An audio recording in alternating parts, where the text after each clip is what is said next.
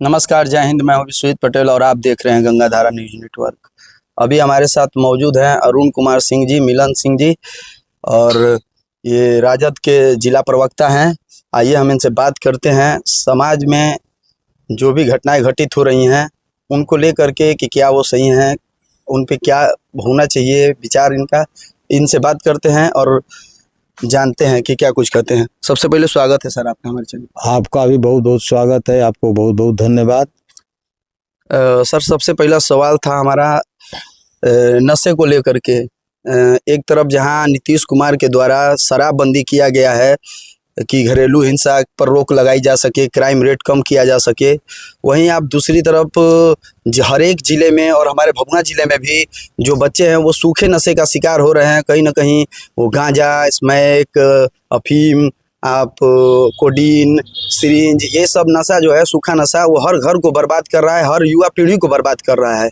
सरकार उस पर कोई ध्यान नहीं दे रही है। प्रशासन की भी लापरवाही है कि कहीं ना कहीं ये कहाँ से बिक्री हो रहा है, कहाँ से लोगों को प्राप्त हो जा रहा है, जो हमारे युवाओं को कहाँ से मिल रहा है। और यहाँ सबसे गंभीर बात है कि हमारे स्कूली बच्चे, जो स्कूली बच्चे हैं जिनको अभी पढ़ाई करने की उम्र है, वो इस उम्र में नशे का शिकार हो रहे हैं और नशे की लत पकड़ रहे हैं। ये एक गंभीर मामला है। इस विषय पर आप क्या कहना चाहते हैं? सही बात आपने कहा। अभी नशाबंदी में जैसे शराबबंदी है, तो शराबबंदी तो ऐसे टोटल है नहीं। आप होम डिलीवरी है, लोग मंगा लेता है और कहने के लिए शराबबंदी है। इससे कितना बड़ा राजस्व का घाटा है। भले समाज में जो हिंसा की घटनाएं, घरेलू हिंसा की घटनाएं, इस सब में कमी आई है, लेकिन इसका साइड इफेक्ट ये हुआ है कि लोग शराब को छोड़कर अब दूसरे सूखा नशा पर आ गए हैं। जैसे गांजा है, अफीम है, हीरोइन है और आपका कोडीन है, ये सारी चीजें जो है। लेकिन सबसे दुखद बात है कि हमारा जो अभी युवा पीढ़ी है, जो अभी छात्र हैं, वो इसके बहुत शिकार हो रहे हैं। और आप जिसे सरकार, प्रशासन मौन है, देख नहीं रही है। बिक रहा है तभी तो लोग ले रहे हैं इसको। कहीं से उपलब्ध हो रहा है, आसानी से उपलब्ध हो रहा है। आपको जो इंजेक्शन के रूप में जो लिया जाता है, उसको क्या कहते हैं, इंजेक्शन। हाँ, इंजेक्शन, उसका कुछ नाम है तो, हाँ, उस तरह का है। तो इतनी सारे व्यापक स्तर पर हो रहा है और हमारे बच्चे जिनको पढ़ना चाहिए था, जो हमारे देश के, हमारे जिले के भविष्य हैं, वो नशे के शिकार हो रहे हैं। तो इसमें तो मैं समझता हूं कि पूरी तरह प्रशासन की जिम्मेवारी है और प्रशासन नाकाम है इसको रोकने के लिए। ये तो भाई हर एक जगह मिल रहा है, उपलब्ध हो रहा है। गांजा हो, अफीम हो और हीरोइन हो, कोडीन हो, और वो जो सब पीता है सब सुलेशन, वो तो ये सारी चीजें इतनी आसानी से उपलब्ध हो रही हैं कि लोग उसका इस्तेमाल कर रहे हैं। न इसके लिए सरकार की कोई सुधार के लिए कोई योजना है भी तो केवल कागज में है। उसके लिए कोई रहता सिस्टमेटिक, भाई देखा जाए, खोजा जाए, कौन कौन स्पॉट है जहां मिल रहा है, उसको पकड़ा जाए। तो एक तरह से प्रशासनिक विफलता है और प्रशासन का इकबाल जो है, होता है कि कोई डर, वो खत्म हो गया है। ये सारा चीज खत्म हो चुका है। लोग अब प्रशासन से डरते नहीं, खुलेआम ही सब हो रहा है। बहुत सारी घटनाएं ऐसी घट रही हैं। हम तो कहें कि नहीं, ये तो नशा का माल। देखिए ना, मोटरसाइकिल का चोरी, देखिए इतना। साइकिल चोरी आप देखते हैं कि कचहरी परिसर के पास से चोरी हो जा रहा है। बाइक चोरी, जहां की हमेशा पुलिसकर्मी सुरक्षा में तैनात रहते हैं, उनके तैनात रहने के बावजूद भी बाइक की चोरी हो जा रही है। तो आखिर ये क्या दर्शाता है? भाई दर्शाता क्या? देखिए, आप वहाँ कचहरी है, आपका एसपी साहब का बगल में रेजिडेंस है और आप सारे पदाधिकारी वहाँ बैठते हैं, और वहां से मोटरसाइकिल की चोरी हो जा रही है। न कोई उसका वो कैमरा, जो सीसीटीवी कैमरा नहीं है, कैमरा लगना चाहिए। कहीं बहुत सारी घटनाएं, गया अपने काम से गया कचहरी में, आया था, देखे तो मोटरसाइकिल नहीं है। तो ये सारी बातें हैं। तो इसको हम लोग क्या कहेंगे? ये पूरी तरह से हमारे शासन प्रशासन की पूरी असफलता है। कोई है ही नहीं, उस तरह का नाम ही नहीं है, समझ जाइए। सारा एकदम अव्यवस्था हुआ, फैला हुआ है। बहुत सारी चीजें ऐसी हैं समाज में। तो आपने नशा के बारे में बताया ही मैंने, ये जो मोटरसाइकिल वाली जो घटना है वो भी मैंने बताया ही। इस तरह की बहुत सारी घटनाएं हैं। दूसरा हम स्वास्थ्य पे बात करना चाहते हैं कि हमारे ज़िले में स्वास्थ्य व्यवस्था की स्थिति है कि अगर कोई भी इमरजेंसी केस होता है तो हमारे लोगों को मतलब रेफ़र किया जाता है, भभुआ के लोगों को रेफ़र किया जाता है उत्तर प्रदेश में, यानी दूसरे राज्य में। तो जब हमारे राज्य से दूसरे राज्य में इमरजेंसी के लिए रेफ़र किया जाता है, फिर बिहार में स्वास्थ्य व्यवस्था की हालत क्या है? आप समझ सकते हैं कि सदर अस्पताल है, जिला का सबसे बड़ा अस्पताल है, सरकारी अस्पताल, उसमें क्या कमी है, क्या सुविधाओं में कमी है कि किस कारणवश रेफर करना पड़ जाता है मरीजों को दूसरे राज्य में बनारस, और जो बनारस जाने के क्रम में 2 घंटे का समय लगता है, उस क्रम में कितने लोगों की मृत्यु हो जाती है। ये गंभीर और चिंता का विषय है कि अगर आपके परिवार से कोई व्यक्ति अगर है, उसकी तबीयत खराब होती है, इमरजेंसी होती है, अगर सदर अस्पताल से रेफर किया जाता है उत्तर प्रदेश में बनारस, तब बताइए अगर बीच क्रम में जाने में मृत्यु हो जा रही है आपके परिवारजन की, तो आप पर कैसे बीतेगी, कैसा आपको लगेगा? तो ठीक वही स्थिति आजकल आम लोगों के साथ है और जो भभुआ की जनता है उनके साथ ये हो रहा है। इस पर आप क्या कहना चाहते हैं? देखिए, यहाँ तो भभुआ की बात है ना, हमारे बिहार के जो बहुत बड़े बड़े नेता हैं, पटना ऐसा जगह, वहाँ इलाज नहीं कराते। वो इलाज कहाँ कराते हैं? दिल्ली कराते हैं। तो इस जगह में उस तरह की व्यवस्था होनी चाहिए कि भाई रेफरल का मामला कम हो। यहाँ जितने भी चिकित्सक हैं, जितनी यहाँ सैंक्शन पोस्ट है, उतना तो है नहीं। यहाँ डॉक्टरों की संख्या जितना सैंक्शन है यहाँ पर, उतनी पूरी के पूरे डॉक्टर यहाँ पे नहीं हैं। और ये लोग केवल क्या काम करते हैं कि अपना जिम्मेवारी हटाने के लिए, अपनी रिस्पॉन्सिबिलिटी से मुक्त होने के लिए ये लोग एक लाइन में लिख देते हैं रेफर्ड। भाई रेफर्ड उस तरह का केस हो तब आप रेफर्ड कीजिए। आपके यहाँ अगर वो चीज है, लेकिन हम लोग क्या देखते हैं कि जनरल केस में ये लोग रेफर्ड लिख देता है। अब जाइए बनारस, सही बात आपने सही कहा कि रास्ते में ये जो एक मिनट का समय का जो इमरजेंसी का जो मरीज होता है, उसका एक मिनट ही बहुत वैल्यूएबल होता है। 2 या 3 घंटे का समय रास्ते में दम तोड़ देता है। तो ये लोग केवल उस तरह की व्यवस्था नहीं रखा है, और जितनी डॉक्टरों की संख्या है होनी चाहिए, विशेषज्ञ डॉक्टर होने चाहिए, उस तरह के यहाँ डॉक्टर नहीं है। तो यही सब कारण है, और सरकार भी नहीं चाहती है। सरकार तो अपना काम कर, अब जितने डॉक्टर हैं, मान ली 25-30 डॉक्टरों की संख्या है, वहाँ जाइएगा देखिएगा ना, तो आप होम्योपैथिक के डॉक्टर, आयुष के डॉक्टर, अब है अब जनरल ओपीडी में आप जाइए तो कौन डॉक्टर देख रहा है? जिसका इलाज करना चाहिए रोगी का, वो कंसर्निंग डॉक्टर नहीं है, वो जनरल अपना इलाज कर रहा है। तो ये भी कमी है। तो इसलिए हम तो मांग करते हैं प्रशासन से कि यहाँ जितने भी सैंक्शन पोस्ट है डॉक्टरों की या टेक्नीशियन की, उसको पहले यहाँ उसको पोस्टिंग करे, और जितनी भी स्वास्थ्य संबंधी सुविधाएं हैं, चूंकि जिला स्तरीय सदर अस्पताल है, यहाँ बहुत सारी व्यवस्थाएं होनी चाहिए, और जो कमी रह गया उसको पूरा करें, ताकि हमारे लोग जो रास्ते में जिनकी मौत हो जाती है इमरजेंसी के हालात में, उसको रोका जा सके। तीसरा मेरा सवाल रहेगा शिक्षा, रोजगार और पलायन को लेकर के एक साथ। क्यों? क्योंकि ये एक गंभीर मुद्दा है। जब भी बात होता है तो सरकार कहती है या लोग कहते हैं कि शिक्षा एक ऐसा हथियार है जिसके मार्फत हम अपने समाज का विकास कर सकते हैं। हम कहते हैं कि बिहार में स्थिति ये है, भभुआ जिले में भी स्थिति ये है शिक्षा की, कि लोगों को हायर एजुकेशन के लिए दूसरे राज्य की तरफ पलायन करना पड़ता है। चाहे वो शिक्षा का मामला हो, रोजगार का मामला हो, इन दोनों मामलों में पलायन करना पड़ता है। अगर आप शिक्षित होने के लिए, अगर आपको हायर एजुकेशन चाहिए, तब पर भी आपको दूसरे राज्य में जाना पड़ेगा। अगर आप पढ़ लिख लेते हैं, फिर भी आपको रोजगार बिहार में नहीं मिलेगा, और फिर रोजगार के लिए भी दूसरे राज्यों की तरफ पलायन करना पड़ेगा। ये भी एक गंभीर चिंता का विषय है। और सरकार क्या कर रही है? अगर जब स्वास्थ्य के लिए भी पलायन करना पड़े दूसरे राज्यों की तरफ, शिक्षा के लिए भी पलायन करना पड़े दूसरे राज्यों की तरफ, रोजगार के लिए भी पलायन करना पड़े दूसरे राज्यों की तरफ, फिर हमारे राज्य में क्या है, किस तरह की स्थिति है? आप समझ सकते हैं इन सारी चीज़ों को लेकर के कि जब लोग शिक्षा लेने के लिए दूसरे राज्य में जाते हैं, शिक्षित होने के बाद भी रोजगार के लिए भी दूसरे राज्यों की तरफ पलायन करना पड़ता है। सरकार की नीति कहाँ है? हम इतने करोड़ रोजगार देंगे, किसको देंगे आप रोजगार? जो बच्चे हैं नोएडा, दिल्ली, लुधियाना में जाते हैं पढ़ने के लिए, एक कमरे में 4 बच्चे 5 बच्चे रहते हैं रूम लेकर के और कहीं ना कहीं वो वहाँ के जो स्थानीय नागरिक हैं उनको रेंट देते हैं, वहाँ राजस्व में वृद्धि होती है।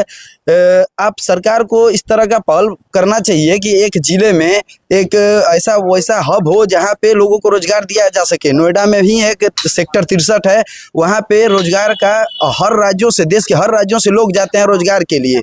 तो कहीं ना कहीं ये सरकार की विफलता है और इस विफलता को दिखाने के लिए, दर्शाने के लिए हम बात करते हैं।